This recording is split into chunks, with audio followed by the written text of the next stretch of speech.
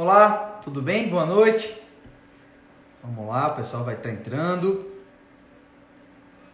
Hoje vamos conversar com o nosso querido professor Dorival Filho. Quero mandar um abraço a todo mundo que já está entrando aí. Danilo Antunes, Assis, professor Lúcio Guzmão. Lúcio, grande abraço, meu querido.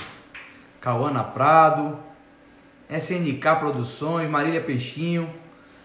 Olha lá, professor Dorival é pontualíssimo. Professor, estou colocando aqui agora, vou lhe adicionar. Deve aparecer alguma coisa para ti aí. Vou aceitar, olha lá, guardando o professor Dorival. Bater esse papo. Professor Lúcio, aquele abraço, meu querido. Jó, obrigado. Olá. Boa noite, professor, tudo bem? Boa noite, como é que está, Valderico?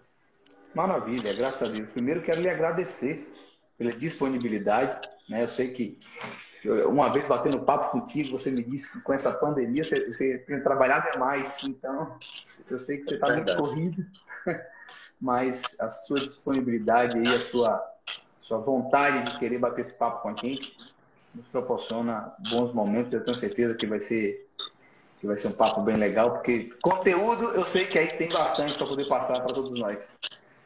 E eu quero primeiro assim apresentar, né? Tive que pegar um rascunho porque eu sei que as propriedades são muitas e eu não quero falar agora só como aluno, né? Do professor Dorival, e tive esse privilégio. Mas eu quero aqui apresentar. O professor Dorival é graduado em Ciências Biológicas na Universidade Federal do Paraná, é mestre em Genética e Biologia Molecular da UESC, né? É fundador e professor do curso SEI, que prepara estudantes para a prova do Enem, né? Todo ano, e sempre que eu posso saber um pouco mais sobre o SEI, a gente bate um papo, né? Ele é o professor Dorival, ele e sua equipe se consolidou como referência na educação de qualidade, é professor de Biologia, Bioquímica, né? Biologia e Bioquímica do curso de Odontologia também na Faculdade de Ilhéus. É isso, professor? É isso, isso aí. Eu quero também dizer que sou super fã e se apropria muito bem, sei que você se apropria muito bem, é um dos pioneiros aqui na nossa cidade, essa parte de internet. Tem seu canal do YouTube e seu site. O canal do YouTube hoje tem quantos seguidores, Dorival? 101 mil. Não precisa falar muito mais, porque eu sei que tem 1000, é um desejo de muitas pessoas, você está com 101 mil, então parabéns. Quanto tempo já você faz esse trabalho de internet, professor? Valderico, eu comecei, acho que bem no início ali, talvez uns 12 anos, 13 anos, eu comecei a gravar vídeo no YouTube. Entendeu? Inicialmente era para os meus alunos aqui, e depois eu me dei conta que poderia atingir alunos de fora, né? E assim, como eu não dou aula em escola pública, esse é o meu trabalho voluntário, digamos assim, para quem não pode, porque eu não cobro por esses vídeos, né? Sim. Esses vídeos que eu boto no YouTube são todos gratuitos, para quem quiser. Em quanto tempo você coloca vídeo no YouTube, professor? Então, agora com essa pandemia eu estou conseguindo um ritmo mais acelerado. Eu fiquei um tempo aí trabalhando muito, sem conseguir tempo, mas eu já estou chegando a 100 vídeos de biologia no YouTube. Biologia e bioquímica, né? Rotineiro, então, assim, quando você está no processo... antes da pandemia, digamos assim, você colocava uma vez por semana, alguma coisa assim ou não? Não deu conta. Não tem como. Uma vez... Porque, assim, eu já fiz isso, não faço mais. Escanear a imagem de livro, porque biologia tem muita imagem. Hoje em dia, eu desenho, eu faço animações. Então, a produção de um vídeo desse demora muito mais horas do que a gravação. Entendeu? Porque se você olhar um vídeo meu hoje, aquelas imagens ali, ou eu fiz, ou eu paguei por elas. Entendo. Entendeu? Eu não saio mais escaneando imagem de livro, essas coisas eu não faço. Então, assim, fazer aquelas animações, tudo em movimento, que biologia tem muito movimento, são muitas horas de trabalho. Ontem mesmo eu publiquei um vídeo, entendeu? De bioquímica. Mas é trabalhoso. O senhor é mais atuante no YouTube, no seu site, em conjunto, nas redes sociais como Instagram, Facebook? O que lhe passa mais da sua atuação, de fato? Assim, algumas pessoas largaram praticamente, alguns profissionais abandonaram a aula presencial e passaram a ser professores só no YouTube, só virtuais. Eu não fiz essa opção. Então, a minha maior carga horária de trabalho é com aulas presenciais. É com aulas presenciais. Entendeu? Então, assim, o YouTube, o que se ganha no YouTube, eu ganho com propaganda, eu não cobro pelas aulas. Então, eu não teria como largar meus empregos para... Teria que fazer uma transição para fazer um processo desse, entendeu? E passar a cobrar dos alunos, que é uma coisa que no YouTube eu não quero. Ali, realmente... É sua contribuição social.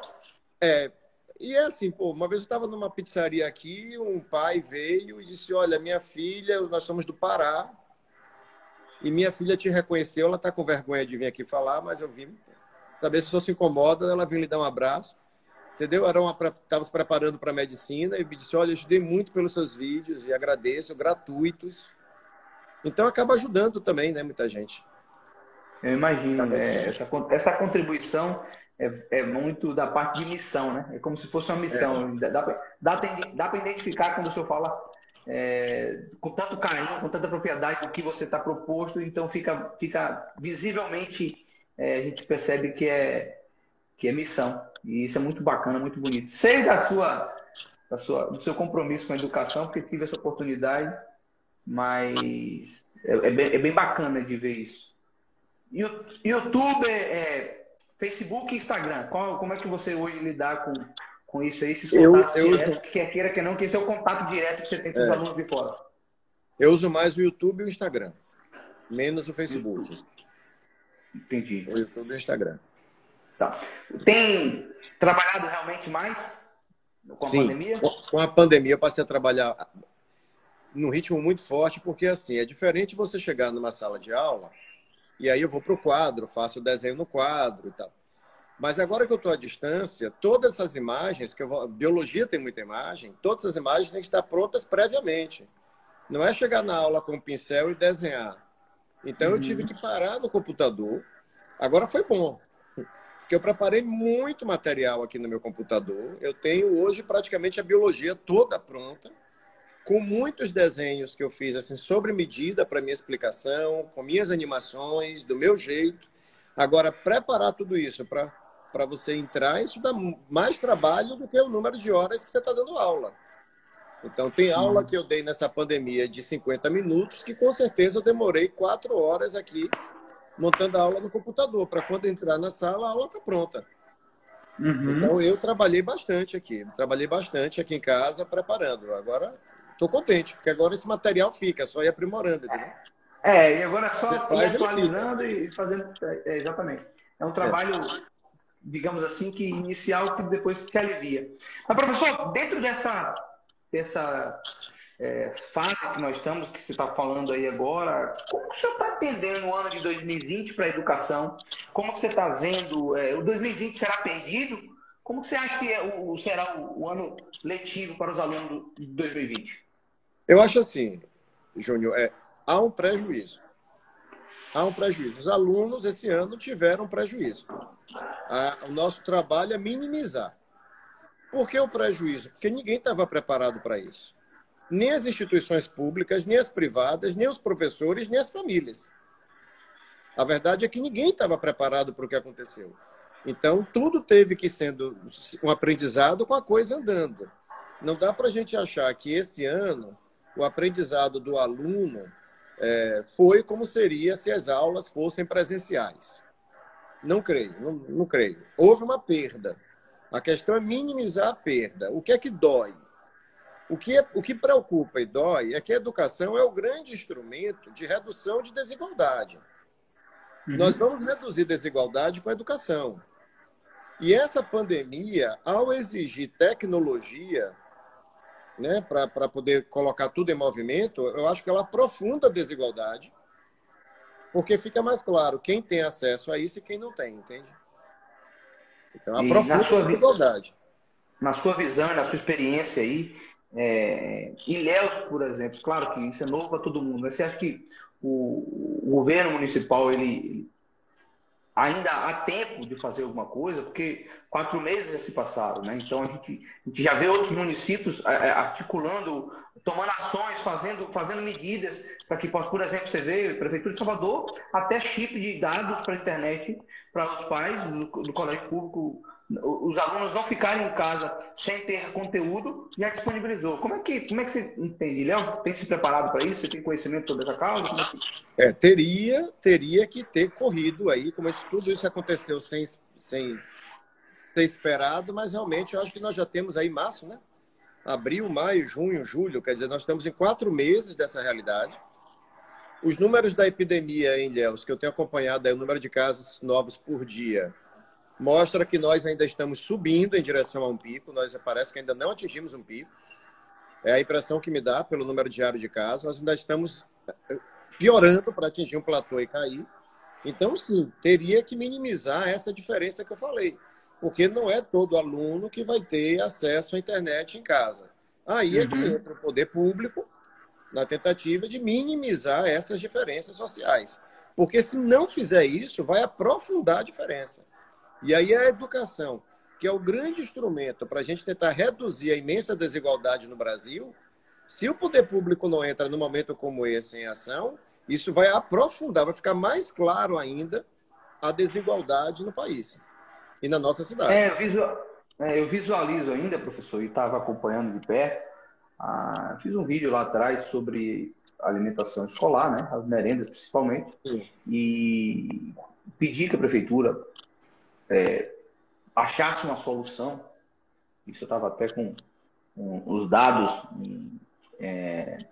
catalogados mesmo, onde buscasse uma solução de contemplar também a parte da alimentação dos alunos, porque nós sabemos que na parte pública, principalmente, né, muitos dos alunos é a única alimentação que você tem no dia, é aquela ali que eles estão na sala de aula, que é a merenda escolar. Então a gente tem que ter uma preocupação com isso também. Aí logo depois teve um kit que fizeram aí, que era para contemplar 2 meses, mas 2 meses se passaram, agora nós já estamos com 4 meses e a gente não vê notícias de que isso foi refeito, que isso foi contemplado novamente, que teve essa valorização, porque é uma medida que também faz parte da vida da pessoa, né? O pai ali, é a forma de alimentar também, a merenda escolar contempla a alimentação do seu filho. É um também dos motivos que os alunos tendem a ir à escola, e eu vejo muito isso, principalmente nas zonas mais carentes. E não é uma despesa nova, né? E não é uma despesa nova, porque a merenda escolar já está prevista, né? Não é criar uma nova despesa. Exatamente. Então, eu acho que só é uma forma de readequar as coisas, uma solução para que efetive isso da melhor forma possível e contemple as famílias com essas alimentações que já são todas catalogadas nos seus orçamentos. Verbas federais, inclusive, que vêm para contemplar isso. Então, a gente se preocupa quando vê que medidas precisam ser tomadas e agora isso dá trabalho e precisa realmente querer trabalhar, né?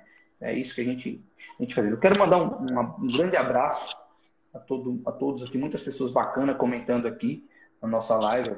Entrou agora a Luciana Pauletti, que é presidente da Juventude Democrata, a professora Sueli Pimenta também, que tem colocado o olhinho aí para cima, está visualizando a gente aqui, pessoas atuantes. Professora Sueli, inclusive, acho que você já teve o prazer de conhecê-la também e colabora bastante com a educação na nossa cidade. Mas eu gostaria de entrar um pouquinho, né, com a pergunta que acho que todo mundo tem essa vontade de fazer essa pergunta, e contigo, que é da área da biologia, acho que é muito específico. Quando essa epidemia irá acabar? Quando que isso vai acabar, Dorival?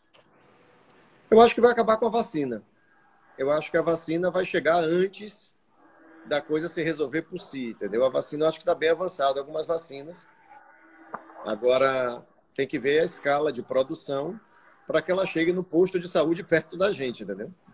Mas eu tenho uma esperança grande de que dezembro a janeiro a gente já tem aí a população sendo vacinada, pelo menos uma parcela importante da população sendo vacinada.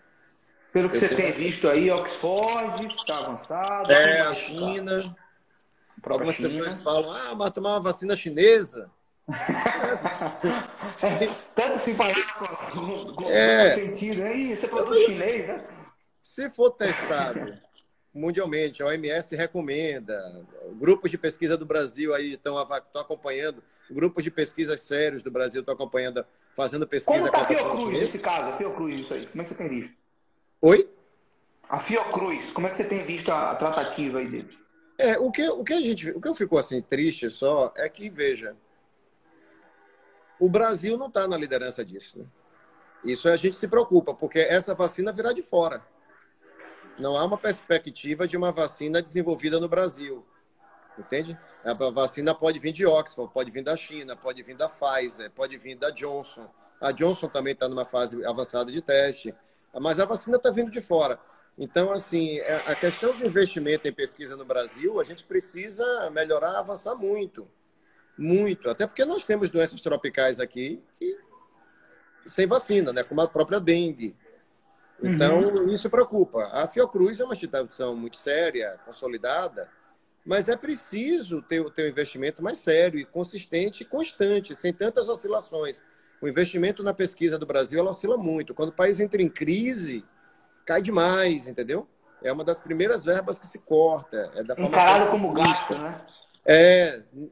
E aí, resultado, a gente vai acabar comprando dos outros, né? Eles estão vendendo, a gente vai comprar. Entendi. Professor, a gente escuta muito que a educação é a chave para transformar o país, né?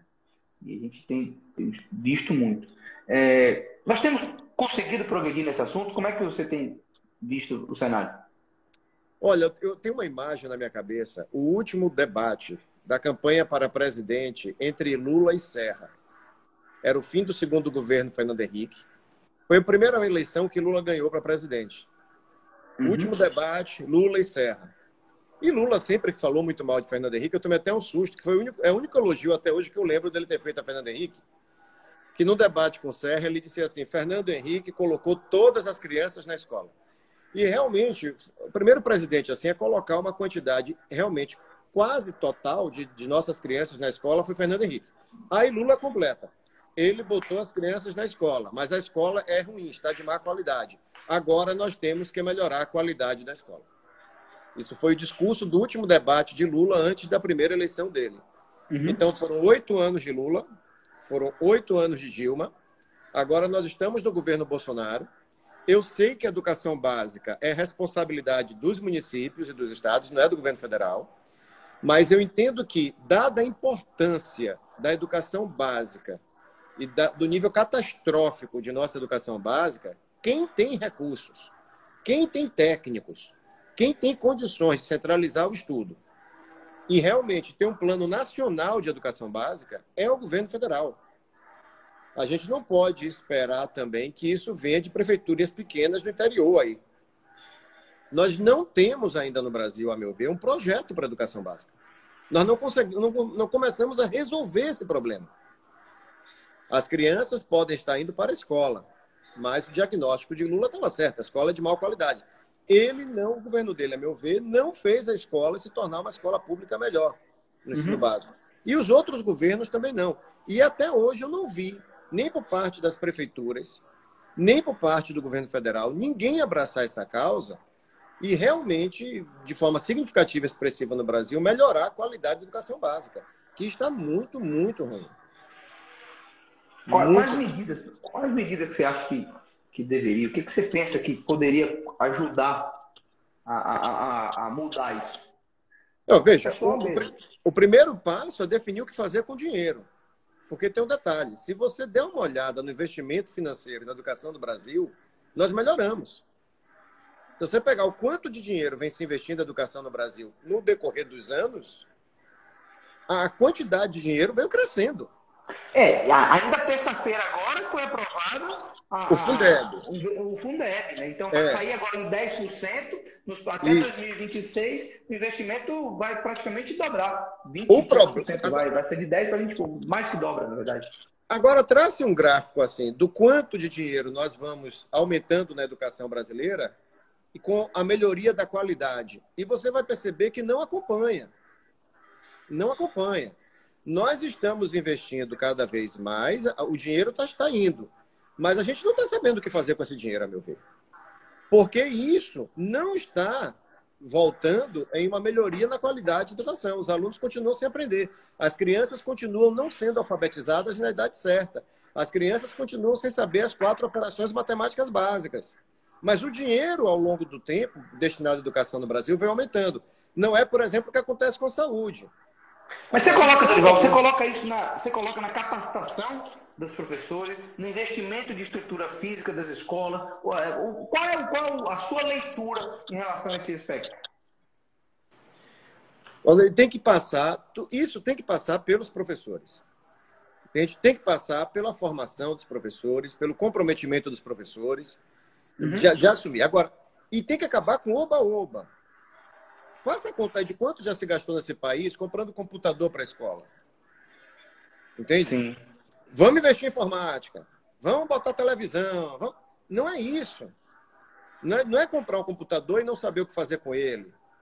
Não é botar uma televisão em sala de aula e não saber o que fazer com ela. Entende? É pintar um colégio de amarelo e não saber. Não adianta. Não adianta. Não é isso, entendeu? Entendi. Então, isso passa por um processo realmente de formação de professores também. Eu me preocupo muito, porque eu dou aula para alunos se preparando para vestibular, e eu sempre pergunto, assim, ocasionalmente, quem nessa sala quer fazer uma licenciatura? Quem aqui quer ser professor? Nas salas de aula, ou ninguém levanta a mão, ou quando tem muita gente, 2 levantam a mão, que querem ser professores. Os jovens brasileiros não querem ser professores. Não querem. Isso é um fato. A maioria deles foge disso.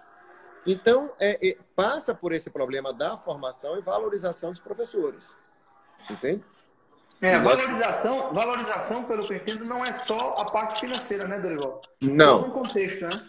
Não. Eu vou lhe dizer uma coisa. Porque no Brasil, para valorizar as pessoas, é pague melhor. E não é só isso que eu vejo que os professores, de fato, pedem. Né? Quando eu converso, Júnior, valorize o professor. Aí no começo eu ficava, será que é salário? O salário faz parte dessa valorização. Mas uma estrutura, um desempenho, uma atualização dos profissionais, eu acho que também é isso que faz parte. Né? Isso também faz parte da valorização do profissional. Júnior, eu vou lhe dizer um negócio. Meu pai foi professor, minha mãe é professora aposentada, aí o meu irmão mais velho, professor, minha irmã professora e eu professor. Os 3 filhos foram professores. Agora, por quê? Eu, criança, andando por Ilhéus no comércio com meus pais, eles iam sendo parados pelas pessoas. Era chato no comércio com eles. Era todo lá para professor, professora. E sempre com uma admiração e com respeito imenso. Uhum. O que é que, então, a gente cresceu vendo? Nós crescemos vendo nossos pais sendo respeitados. O professor chegava, as pessoas levantavam. Então, a gente cresceu vendo nossos pais sendo respeitados como professores. Mas não ganhavam bem. Meus pais trabalharam 3 turnos para ter uma vida simples. Trabalhando de manhã, de tarde, de noite, tendo uma vida simples. Então, naquela época, eu vejo assim que havia um respeito enorme pela figura do professor. Mas a questão salarial não era boa. Entendi. Hoje comparado com a geração de meu pai, o ponto de vista salarial, eu diria até que melhorou. Comparado com a geração de meu pai, em média, melhorou. Mas o que piorou muito foi a valorização social à carreira do professor. Entende? A própria sociedade não tem mais aquele respeito. Entende? Então, não é realmente só o dinheiro. Não é só o dinheiro. Mas você coloca isso na conta de quem, digamos assim? Da própria educação, que por tempo ele vem se desgastando? Como é que é isso? Veja quanto tempo nós temos líderes nesse país que, de certa maneira, não valorizam pessoalmente a educação. Você já conheceu 1 ou 2 presidentes na história desse país que se orgulhava de nunca ter lido o livro? Eu já vi presidente falando isso com certo orgulho. Eu venci na vida sem estudar. Então, nós temos alguns líderes no país que passam uma mensagem extremamente equivocada. Agora, por exemplo, no momento atual, eu vejo pessoas espizinhando a ciência, desacreditando a ciência, sabe? Como destratando a ciência. Todas as evidências científicas, ultimamente, estão sendo jogadas na lata do lixo nesse país. E não só no Brasil, em outros países do mundo também. Então, isso, as pessoas me dá a impressão que as pessoas não entendem como a ciência funciona. como a produção científica funciona. Então, há uma desvalorização da educação formal muito séria, muito séria. Vem sendo atacada e desvalorizada de uma forma com uma certa constância durante muitos anos no Brasil, nos últimos anos, entende? Entendo. É de se pensar realmente, porque coloca a pessoa para refletir muito. Mas, professor, eu estava até vendo no seu site uma postagem que dizia que o senhor avalia o ensino médio excessivo, né? Qual é a sua leitura sobre isso? Explica um pouco sobre isso. Por que o Enem não resolveu esse problema? O ensino médio é considerado o pior setor da educação básica no Brasil, que precisa realmente de uma reforma mais urgente. O volume de conteúdos que um aluno brasileiro de ensino médio tem que lidar é impressionante. É impressionante. A quantidade de informação que o nosso aluno recebe. Teve um ganhador do Prêmio Nobel da Física, eu não vou lembrar o nome dele, ele trabalhou na USP, em São Paulo, por um tempo, e ele deu uma declaração na saída dele, dizendo assim: o estudante brasileiro é o que mais estuda física no mundo e é o que menos sabe física. Mas essa frase dele vale para qualquer matéria. O estudante brasileiro é o que mais estuda biologia no mundo e é o que menos sabe biologia, é o que mais estuda história no mundo e é o que menos sabe história. Vale para qualquer disciplina. O volume de informações é inacreditável. Eu já tive alunos que foram, uma aluna que foi para a França, por exemplo, intercâmbio, aí ela me mostrou e trouxe o livro de biologia que ela usou na França. Enorme. Eu disse, nossa, enorme. Ela disse, não, professor, mas a gente estudou esse ano o capítulo 1 e 3. Aí eu fui lá. Se o ano inteiro vocês ficaram com o capítulo 1 e 3, ela disse, porque todo ano o governo diz quais capítulos desse livro tem que estudar. Mas aí naquele capítulo 1 e 3, eles fizeram pesquisa, eles lançaram hipótese, eles foram para laboratório, eles aprenderam a pensar em biologia. Então, o que eles deram ali, eles sabem.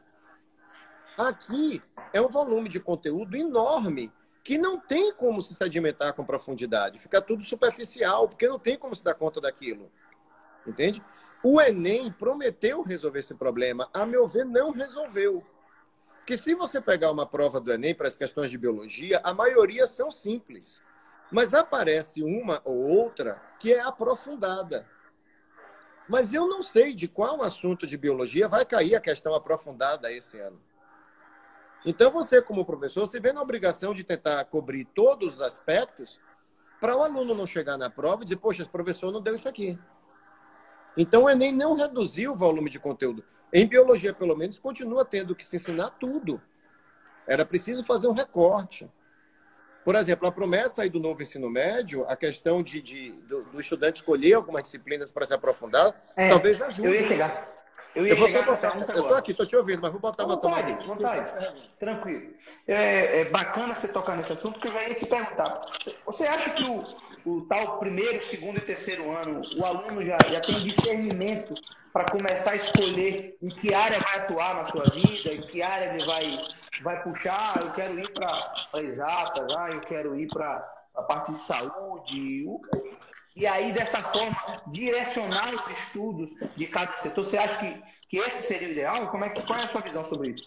Aos dois lados. Tanto o aluno de primeiro ano pode não ter essa maturidade toda para definir qual área ele quer, mas também é verdade que muitos chegam no terceiro ano e continuam sem saber.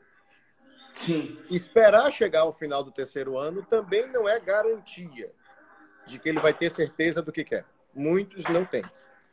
Então, tem os dois lados. Agora, sabiamente, pelo que eu acompanhei das últimas mudanças aí na reforma do ensino médio, deram a opção do aluno em que, se ele no primeiro ano escolher um caminho, mas se arrepender, dá tempo dele conseguir experimentar uma outra área e ir para uma outra área. Porque na proposta inicial, uma vez que ele decidiu aquela área, ele ficaria o ensino médio todo naquela área. Isso é impraticável. Então, fizeram essa alteração, dando essa oportunidade do aluno, no primeiro ano, escolheu a área de humanas, mas não gostou, desistiu, e ele poder, ainda dentro do ensino médio, reverter isso, entendeu? Agora, o que não dá é para a gente fazer o que está fazendo hoje. Professor Dorival, acha o quê? Qual é a fórmula, professor Dorival? A fórmula de ensino ideal para se chegar. Não, você contou as duas, mas o que você... A proposta geral de reforma do ensino médio, eu gostei.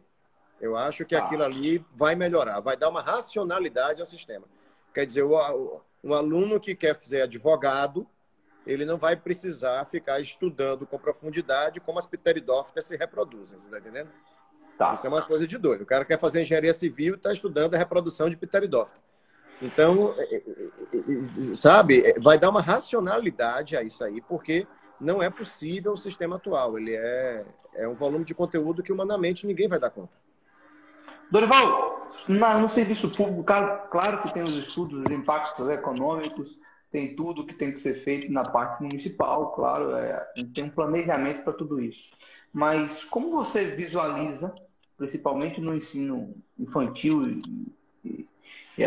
ali entre 1 ano a 10 anos de idade, praticamente, como é que você enxerga o ensino integral? Acha que tem que ser colocado? Como é que você visualiza isso? Assim, vou lhe dizer. Eu li há 1 ano ou 2 atrás um livro de uma educadora americana muito preocupada com o nível da educação básica nos Estados Unidos. Ela foi para os países em que a educação básica funciona bem. E ela publicou nesse livro uma pesquisa muito interessante em relação à escola pública americana e a privada, tá? Diferentes classes sociais nos Estados Unidos, eles não têm o desnível que nós temos. A educação básica americana Sim. tem problemas sérios, mas é muito melhor do que a nossa. Mas, enfim, o que foi que ela concluiu? O que é que esses pesquisadores concluíram no estudo? Eles pegaram assim, fizeram uma avaliação no início do ano. Veja que interessante. Fizeram uma prova com os alunos no início do ano e no final do ano. Alunos de classe social alta, alunos de classe social mais baixa. O quanto eles sabem no início do ano, o quanto eles sabem no final do ano. E viu que os alunos de escola privada, de nível social mais alto, aprendiam mais do que estavam nas escolas de mais baixa renda. Aprendiam mais, mas não era um desnível tão grande lá. Aí eles voltavam a fazer a prova ao final das férias. Os alunos saíam de férias. Quando acabavam as férias, eles voltavam a fazer uma avaliação. E aí a diferença social se manifestava. Entenda. Os estudantes com mais dinheiro avançavam mais no aprendizado em relação aos mais pobres no período de férias e não no período escolar. Quando vinham as férias, as crianças de mais alta renda davam um salto na sua formação que as crianças mais pobres não davam. Experiência? Hã? E conclusão disso. Veja o que acontece. Quem tem mais dinheiro leva filho ao cinema, leva filho ao teatro, leva filho para viajar. O filho começa a ter mais visão de mundo, mais experiências. E com isso, esse dá um salto enorme a quem fica. Consome mais conteúdo. Dentro da casa e na rua. Dentro da casa e na rua. Só vendo televisão de sinal aberto. Entende? Não vê um documentário. Os pais já não têm o mesmo nível cultural. Quer dizer, se o nível de renda é maior, é mais provável que os pais tenham um nível cultural maior, que a conversa em casa seja outra. Então, veja, isso para mim reforça a importância de uma escola em tempo integral. Porque essas crianças de mais baixa renda, quando saem da escola, fazem o quê? Vão para onde? Ficam com quem? Está entendendo? E digo mais, uma prefeitura como a de Ilhéus, pegando um estudo como esse, deveria pensar até o que se fazer nas férias. Será que teria como ter algumas atividades nas férias para esses alunos? Não aula, mas atividades de lazer, levar o teatro até a escola, trazer um dia um aluno para o cinema. O que se poderia fazer nas férias com esses alunos? Entende? Essa é a questão. Então, essa pesquisa, eu achei muito interessante. Vou anotar isso aqui. Vou anotar isso aqui, porque o plano de educação da gente, eu vou pontuar essa colocação das férias, porque eu gosto muito da parte integral. Porque penso também que na parte integral você vai conseguir alimentar melhor as famílias. E com isso você vai conseguir colocar mais participação de alunos no ensino, né? Eu acho que os alunos, os pais vão, olha ali, meu filho vai se alimentar melhor, vai ter um conteúdo melhor, vai estar mais entretido durante o dia. Como diz os pais, vão perturbar menos dentro de casa, né? Porque de fato, dá possibilidade também das mães poderem ter seus empregos do lado de fora, então mover a economia, garantir um pouco melhor na renda familiar, porque não tem com quem deixar o filho. Então, a partir do momento que está no colégio, você consegue fazer a sua vida, ter sua função e sua renda para poder melhorar a sua qualidade de vida. Então, eu acho que esse contexto. Dentro disso, não é eu não penso simplesmente aquele ensino de sala de aula, de professor e tal, aquele conteúdo na cabeça. Não. Hoje você tem esporte, você tem cultura, você tem arte, você tem várias coisas que você tem que integrar ao ensino. Claro, valorizar, potencializar, para fazer com que o aluno tenha também a vontade de estar na escola, o prazer de estar na escola, e chega assim, o aluno sinta aquele, nossa, minhas férias estão acabando, tudo para voltar para a escola. Isso já foi muito comum, entendeu? Então a gente consegue visualizar. Mas vou tomar nota aqui dessa parte agora de férias, que eu acho que é realmente fundamental. As antigas colônias de férias que as pessoas tanto falaram e que pode ser integralizado, inclusive, para o estudante da escola pública. Eu gosto muito. Parabéns. Bom, enquanto biólogo, tem uma pergunta aqui. Blog Chico Andrade. Chico, aquele abraço, meu querido. Enquanto biólogo, o que o professor Dorival pensa sobre a educação ambiental do município? Recentemente, o episódio do corte de árvores que agrediu diversas espécies de aves, especialmente as maritacas. Um problema, eu queria te ouvir um pouquinho sobre esse assunto. Um grande abraço a Chico, né? Ele também foi. Trabalhei com o Chico um tempo aí em escola. Um abraço, Chico. Meu professor também. Eu acho que é um problema comum, se você observar, né? Que é o seguinte, antes de você dar a solução, você cria uma situação problemática. Então, a questão dessas árvores foi isso.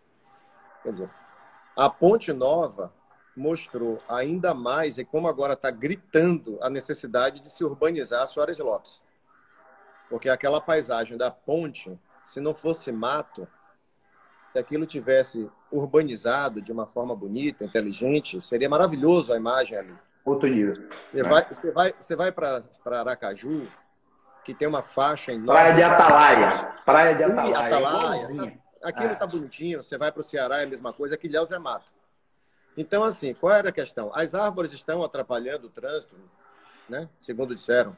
As folhas caem, entope o bueiro. Tá? Eu entendo tudo isso.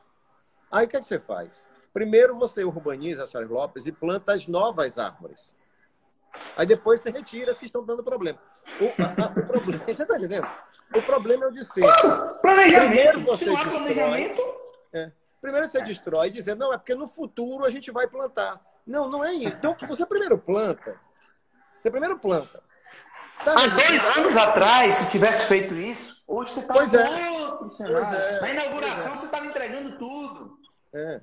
Mas é isso que se faz geralmente, entendeu? Primeiro, não, porque depois a gente vai... Não, você resolve primeiro. Depois você vai e remove as árvores. Quer dizer, ficou sem árvore. Então, eu entendo, tá bom. É o trânsito, é o bueiro, tá? Tudo bem, tranquilo.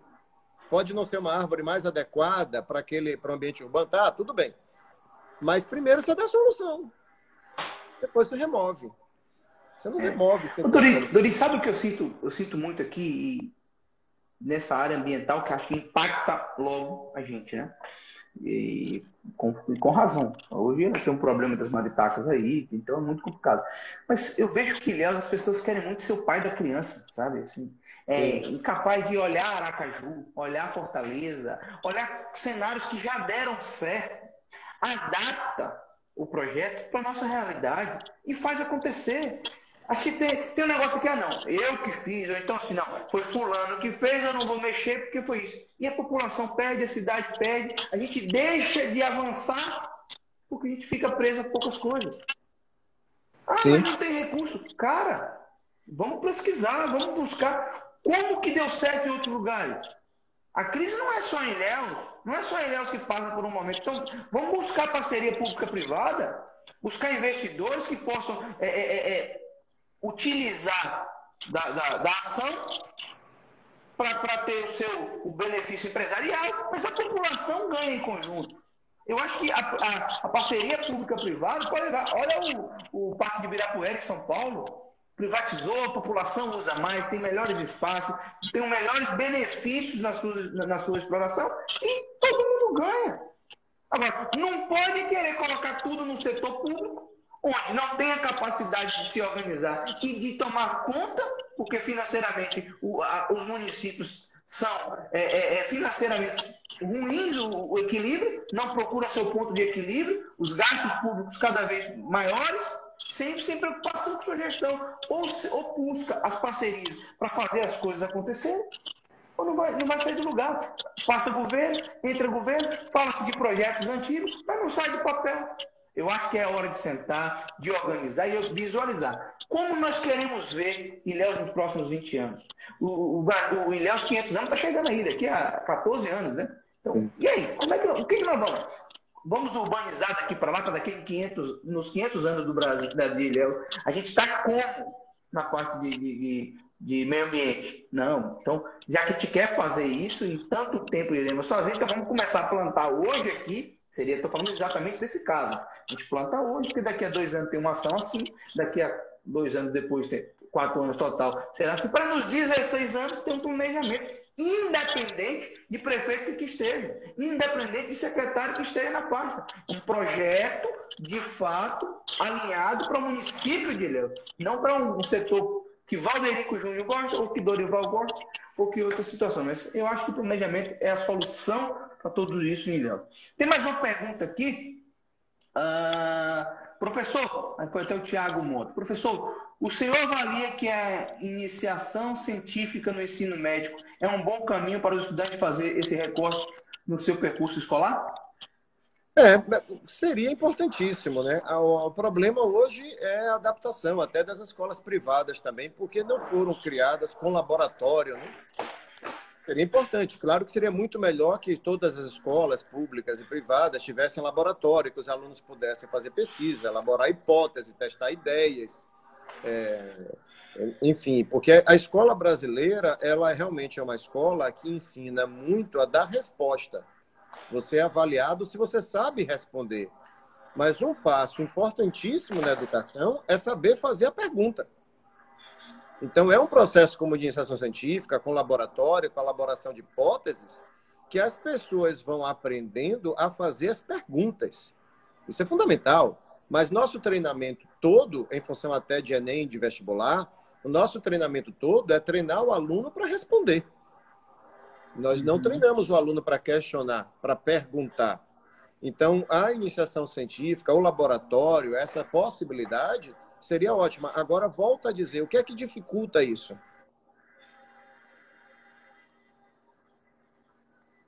Livro na sua frente. Muitas vezes que a família comprou na escola pública. Tudo bem? Na escola pública, o aluno recebe, né, o livro, mas ainda assim, recebeu o livro. Se o professor tem aquela obrigação de cumprir aquele conteúdo do livro, ele tem o tempo está contra ele. Você fazer uma educação, porque treinando o aluno para elaborar hipóteses, para questionar, para ir para o laboratório, isso requer mais tempo. Mas você tem um volume imenso de conteúdo para dar, você está entendendo? Aí você acaba podando uma parte importante da formação do aluno. Você veja que eu sempre digo que é dificílimo dar aula para criança. Quando me chamam para dar aula para criança, eu já vou derrotado. Porque a criança faz perguntas que ninguém mais faz e que são dificílimas. Eu passo por isso em casa. São perguntas dificílimas. Você tem uma vez, dar aula de bactéria para criança, eu já vou desanimado. Aí eu vou. Aí você vai botar um vídeo, né? Porque a criança vendo imagem, vai aprender melhor. Aí tinha um vídeo acelerado de uma bactéria se dividida em 2, 4, 8, 16. Aí é se multiplicando, né? Aí o menino falou assim, e de onde veio aquela? Aí eu olhei para a tela, aquele mundo de bactérias. Disse, mas aquela qual? Ele disse, aquela. Eu disse, eu não estou entendendo, querido. Eu vou começar o vídeo de novo, tá? Aí na hora que eu comecei o vídeo de novo, ele disse essa. Então ele queria saber de onde veio a primeira bactéria. Eu passo por isso, eu tenho uma das filhas de 4 anos. É cada pergunta assim que a gente então, realmente... A criança faz esse tipo de pergunta, né? Você vai dar aula para um adolescente, ele tem perguntas que eu, às vezes, acabo perguntando por eles. Olha, vocês deviam estar perguntando isso. Porque eu falei dessa informação, essa informação não está completa. Vamos lá. Mas isso é porque a escola brasileira não educou as crianças a perguntar. Ela educa a responder. Aham. Entende? Isso é uma pena. Entendi. Professor, deixa eu entender assim. Dorival hoje está na cadeira e está com a ciência aí de começar um projeto, tá? Tô supondo aqui, começar um projeto para mudar a educação e mudar Ilhéus, digamos assim, né? O que Dorival faria se fosse nesse momento? A meu ver, o trabalho mais importante é a mobilização dos professores. Mobilização dos professores. É preciso que você tenha um projeto como prefeito que os professores comprem a sua ideia. Você vai precisar que eles comprem a sua ideia.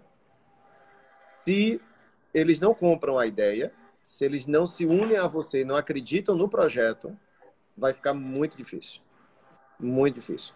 É preciso realmente ter um projeto de educação em que os professores estejam plenamente incluídos. Plenamente incluídos. E acreditem no projeto e se sintam importantes e valorizados e queiram botar aquilo em execução. Discutiria esse projeto inicialmente com o setor? Porque Oi? quem vivencia... Discutiria inicialmente isso com o professor, porque vocês vivenciam a sala de aula, né? É muito bacana um prefeito que chega e tem várias ideias, mas vivenciar a sala de aula é uma coisa diferenciada. Então, esse projeto, você buscaria algumas cidades que já deram certo, vivenciaria, na verdade, o que deu certo em Ilhéus? Como você montaria isso? Então, na verdade, estou em busca dessa consultoria. Estou em busca dessa consultoria. Isso uma vez você me disse, e você está corretíssimo, que não é inventar a roda, é buscar cidades em que já deu certo. Porque você procurar cidades do nível de renda de Ilhéus, do mesmo orçamento semelhante, uma realidade semelhante, que lá está dando certo. Uhum. E ver o que é que essas cidades em que a educação vem dando bom resultado, o que é que elas estão fazendo de diferente da gente. Entende? Isso é importante. O que é que eles estão fazendo de diferente da gente? Então, isso aí que uma vez você me falou, eu acho que é o correto. Não é tentar jogar tudo para cima e começar do zero, inventar alguma coisa mirabolante. Nem precisa. Há locais em que está funcionando bem, ou pelo menos bem melhor do que Ilhéus. Uhum. Então, é visitar esses locais, é conhecer, é conversar com as pessoas lá e ver o que de lá a gente pode aprender com eles, entendeu? Com técnicos, né, Dorival? Buscar técnicos, né? Buscar técnicos. Isso. O que é que nós podemos aprender com essas pessoas, onde a educação está dando certo, onde tem cidades com o mesmo orçamento aí semelhante ao de Ilhéus, população semelhante, que a saúde é muito melhor. Uhum. E que a educação é muito melhor. O que é que eles estão fazendo de diferente da gente? Nós precisamos aprender. Será que é difícil assim, Dorival? Ou falta boa vontade, amigo? Não parece. Não parece porque não é inventar a roda. Se eu não tenho a solução dentro do meu negócio, eu busco exatamente fórmulas que já deram certo para evitar que eu caia nos meus erros que outros já passaram. Sim. Dorival, eu digo o tempo todo que nós temos que errar, que nós somos seres humanos. Mas minimizar os erros ou errar com coisas novas. Sim. Errar com mesmices, me desculpa, isso eu acho burrice. E eu vejo isso que em todos os setores, isso a gente está falando da educação aqui, porque é o assunto, mas em todos os setores a gente acaba sempre errando com as mesmas coisas. É isso aí. Eu fico... na verdade, eu tenho até escutado muito o prefeito de Costa Rica, falando de educação específica, né? Valdeli, né? Valdeli, ele me disponibilizou um horário dele há uns 40 dias atrás. Eu sentei com a equipe minha para discutir um pouco a educação e fizemos não foi live, não, foi uma conferência aqui, né? Ele botou a equipe dele sentada no gabinete, eu coloquei aqui a minha equipe, a gente discutiu o que que deu certo na gestão dele, numa tal da webinar, né, que isso foi feito, e a gente discutindo o que deu certo lá. Dorival, Todos os colégios dele têm ar-condicionado, os ensinos em tempo integral, a valorização do professor é gigantesca. A falta de professor na sala de aula é mínima possível, quase zero, ao ponto de fazer uma redistribuição da verba do professor, onde ele chega a pagar o 17º salário ao servidor público da educação.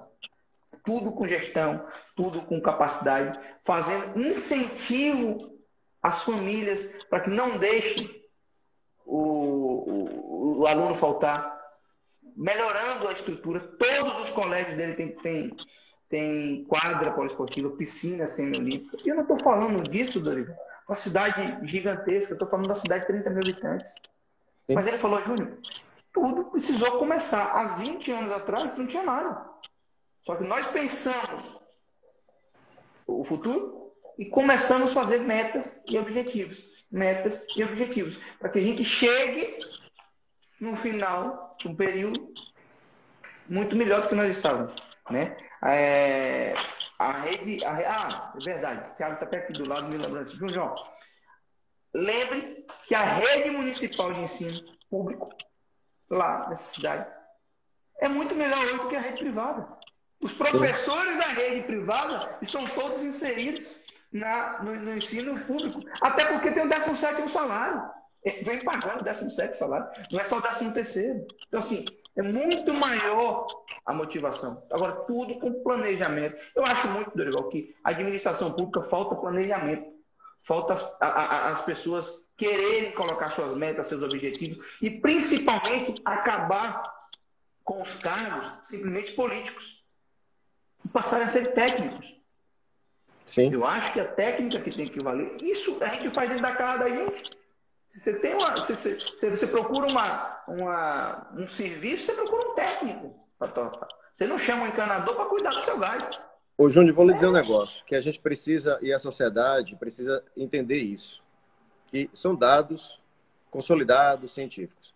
Observe que todos os países que investiram em desenvolvimento econômico fracassaram. Todos que focaram em desenvolvimento econômico fracassaram. O Brasil fez isso nos anos 70, no Milagre Brasileiro. Nós fomos o país que mais cresceu economicamente no mundo. E estamos no patamar que estamos. Todos os países que focaram nisso fracassaram. Quais foram os países que saíram da pobreza? O que focaram nas pessoas e não em desenvolvimento econômico. Focaram na formação das pessoas. Aí você vem com a Coreia do Sul, por exemplo. Você vem com os tigres asiáticos. Eles focaram em educação. Há 50 anos atrás, a Coreia do Sul era um desastre. Nos anos 50, o Brasil estava muito melhor do que a Coreia do Sul.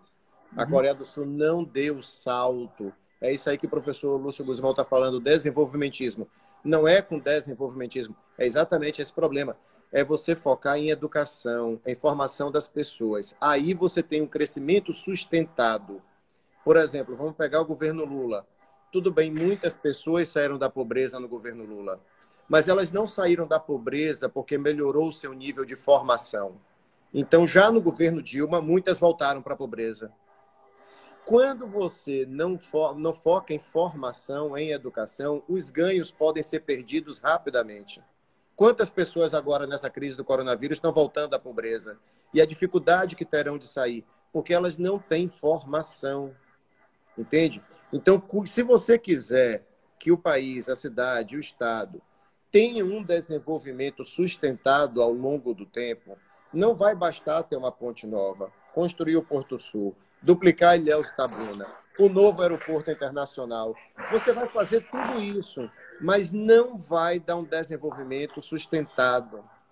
O que os países que conseguiram se levantar, sair da pobreza, foram países que melhoraram o nível de formação das pessoas. Isso é um ganho permanente, que não é um coronavírus que destrói.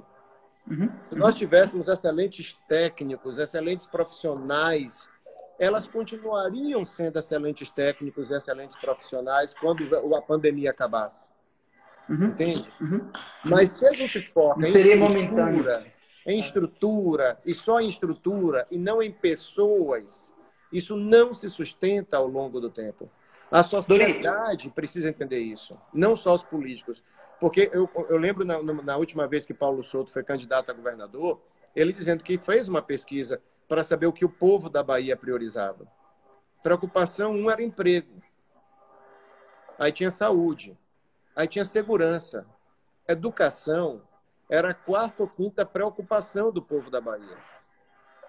Era a quarta. Então, eu te pergunto, um político que entra numa campanha, e aí ele pega ali o que é que preocupa o meu eleitor, e a educação está em quinto lugar.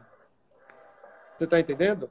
Fica uma situação complicada. Todos nós precisamos entender que é lindo ter uma nova ponte, vai ser ótimo ter duplicar Ilhéus e Itabuna, o Porto Sul aí, que se avalia o impacto ambiental, se é bom, não é bom, um aeroporto maior, tudo isso é lindo. Mas se as pessoas continuarem não sendo alfabetizadas na idade certa, não aprendendo as operações matemáticas básicas, nós continuaremos pobres. Isso é fato. A gente vai dar mais um voo de galinha. Vai ter aquele crescimento quando essas obras vêm e depois cai de novo.